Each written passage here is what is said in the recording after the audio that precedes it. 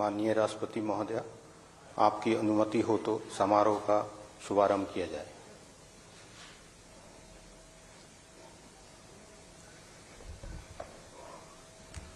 लोकसभा के सदस्य श्री भर्तृहरि महताब।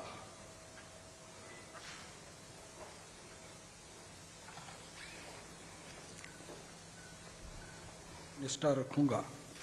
मैं भारत के प्रभुता और अखंडता अक्षुण्ण रखूंगा तथा जिस पद को मैं ग्रहण करने वाला हूं उसके कर्तव्यों का सदापूर्वक निर्वहन करूंगा।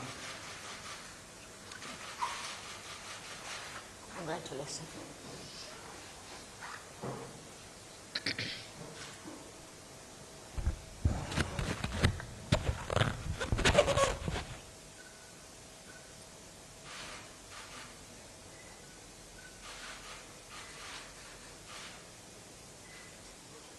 तो राष्ट्रपति भवन से ये तस्वीरें आप देख पा रहे हैं। लोकसभा के प्रोटेम स्पीकर भर्तृहरि को आप देख पा रहे हैं तस्वीरों में, जिन्होंने अभी अभी अपनी शपथ ली है। 18वीं लोकसभा की आज की पहली कार्यवाही उसकी शुरुआत होने जा रही है, लेकिन सबसे पहले प्रोटेम स्पीकर उन्हें शपथ दिलाई जाती है और राष्ट्रपति द्रौपदी मुर्मू ने उन्हें शपथ दिलाई है। ये तस्वीरें आप राष्ट्रपति भवन की देख पा रहे हैं। लोकसभा के प्रोटेम स्पीकर भर्तृहरि महताब, जिन्हें प्रोटेम स्पीकर चुना गया, 7 बार के सांसद रहे हैं। हालांकि विपक्ष देखिए लगातार यहां पर सवाल भी खड़े कर रहा है। इसके बाद जो भी कार्यप्रणाली होगी प्रोटेम स्पीकर की, क्योंकि वो नए सदस्यों को शपथ दिलाते हैं, उसके बाद प्रधानमंत्री की शपथ होती है। राष्ट्रपति महोदय, और ये तस्वीरें राष्ट्रपति भवन की। तो समारोह का समापन किया जाए।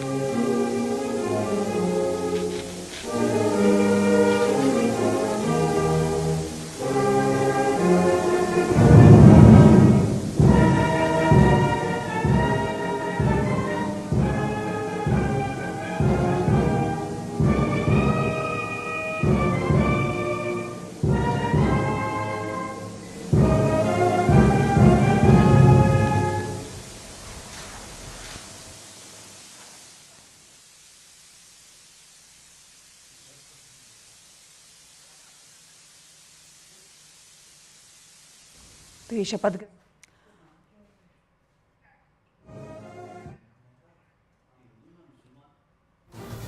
और यतेंद्र हमारे सहयोगी लगातार ग्राउंड जीरो से हमारे साथ बने हुए हैं। यतेंद्र, हमने तस्वीरों में देखा भर्तृहरि ने अपनी शपथ ले ली है और इसके बाद अब आगे का क्या कार्यक्रम रहने वाला है? इसके बाद क्या सदस्यों को शपथ दिलाई जाएगी?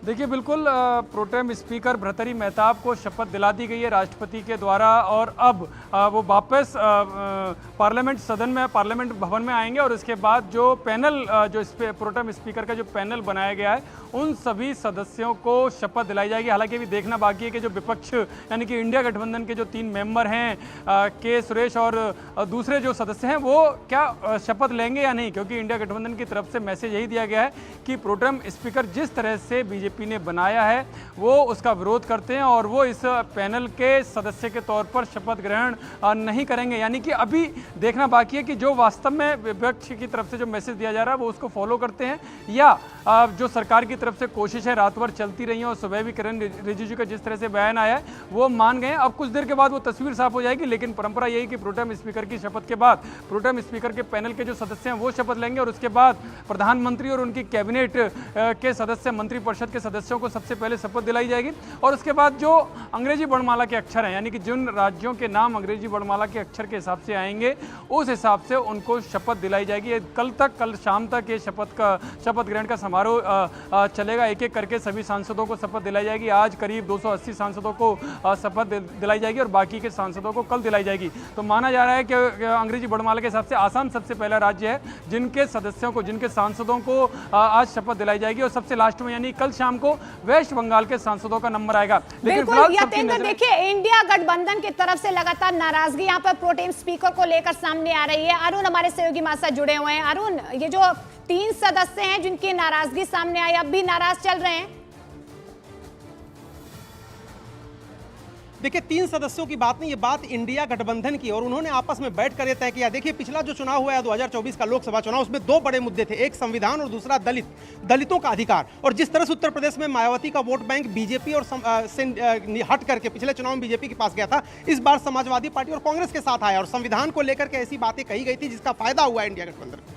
इसीलिए उन्होंने जो प्रोटेम स्पीकर की बात थी, भर्तृहरि महताब की जगह के सुरेश को, कांग्रेस ने इस बात को जोर शोर से उठाया कि चूंकि वो दलित थे इसलिए क्या उनको उस कुर्सी पर नहीं बैठाया गया। तो ये एक बड़ी चीज है। दूसरी, संविधान की कॉपी लेके सारे इंडिया ब्लॉक के जो सांसद हैं एक साथ सदन में प्रवेश करेंगे और प्रोटेम स्पीकर को असिस्ट करने के लिए जो 3 नाम दिए गए थे विपक्ष की तरफ से, वो शपथ नहीं ले रहे हैं या वो उनको असिस्ट नहीं कर रहे हैं। ये फैसला कल शाम को ही कर लिया गया। तो देखिए, ये जो एक तरह से राजनीतिक रूप से जहां पर आगे चल रही है इंडिया गठबंधन, उसी मुद्दे को पकड़कर दलित वोट बैंक और संविधान की कॉपी लेकर के वो प्रोटेस्ट करने वाले हैं संसद के अंदर, और साथ ही साथ आने वाले समय में नीट एग्जाम को लेकर प्रोटेस्ट करने वाले हैं।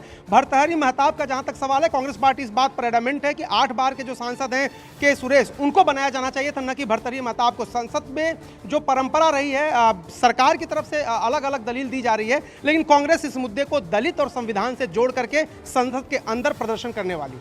बिल्कुल, देखिए यहाँ पर तेवर जो है पहले से ही विपक्ष के कड़े नजर आ रहे हैं, लेकिन विपक्ष प्रोटेम स्पीकर के मुद्दे पर हमलावर है। विपक्ष कांग्रेस के सांसद के सुरेश को प्रोटेम स्पीकर बनाने की मांग कर रहा है। आपको सुनवाते हैं कि कांग्रेस सांसद के सुरेश ने प्रोटेम स्पीकर के मुद्दे पर आखिर क्या कुछ कहा है, फिर अरुण का रुख करेंगे।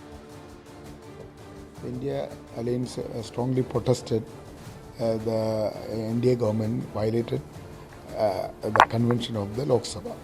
So far the convention was who MP more times elected, he will be the protest speaker. But they violated because Bhartruhari Mahtab is only 7th time elected.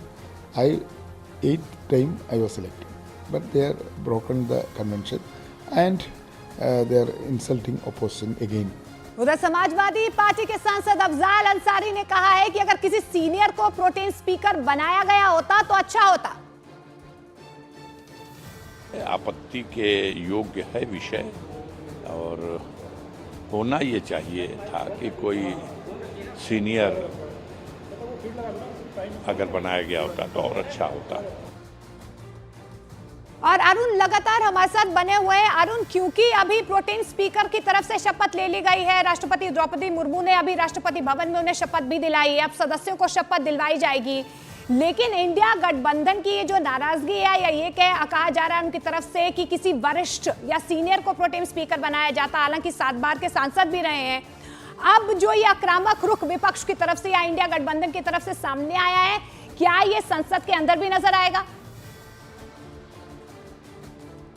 देखिए मोनिका, पहली बात तो ये जोर आजमाइश है, ये सिर्फ संबंधों की बात नहीं है, ये सिर्फ विपक्ष और सत्ता पक्ष के बीच की बात नहीं है। ये बात ये है कि लोकसभा चुनाव में जिस तरह से विपक्ष ने 235-40 के आसपास की सीटें सिक्योर की हैं, तो सत्ता पक्ष और विपक्ष के बीच संख्या बल को लेकर बहुत ज्यादा अंतर नहीं है। तो पहले ही दिन से आक्रामक रुख इंडिया गठबंधन अपना रहा है। उसकी वजह क्या है? क्योंकि बार बार राहुल गांधी ये कहते रहे, मल्लिकार्जुन खड़गे कहते रहे कि यह अल्पमत की सरकार है, बीजेपी को बहुमत नहीं मिला था, यह एनडीए की सरकार है। वो बार बार एहसास कराते रहेंगे उनको, और वो प्रोटेम स्पीकर का जो मुद्दा वो पहला मुद्दा है। इसके बाद देखिएगा नीट एग्जाम के मामले पर पूरे संसद के अंदर किस तरह से दोनों सदनों में हंगामा होगा।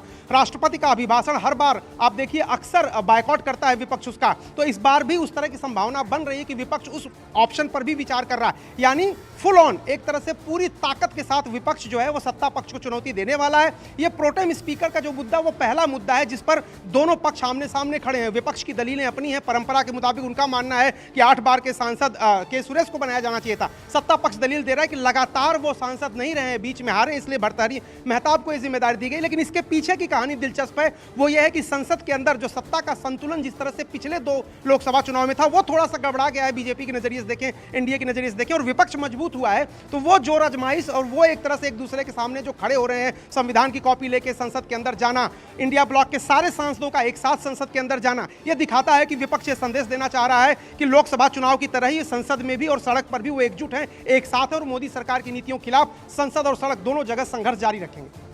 बिल्कुल शुक्रिया अरुण, फिलहाल इस तमाम जानकारी के लिए। यतेंद्र भी हमारे साथ जुड़े थे, आपका भी बहुत बहुत शुक्रिया। लेकिन नई संसद है, नई चुनौतियां यहाँ पर सामने आ रही हैं, लेकिन इंडिया गठबंधन की तरफ से साफ तौर पर यह कहा जा रहा है कि 10 सालों के बाद ये मौका मिला है, इसलिए मजबूती के साथ वो संसद के अंदर अपना पक्ष जरूर रखेंगे।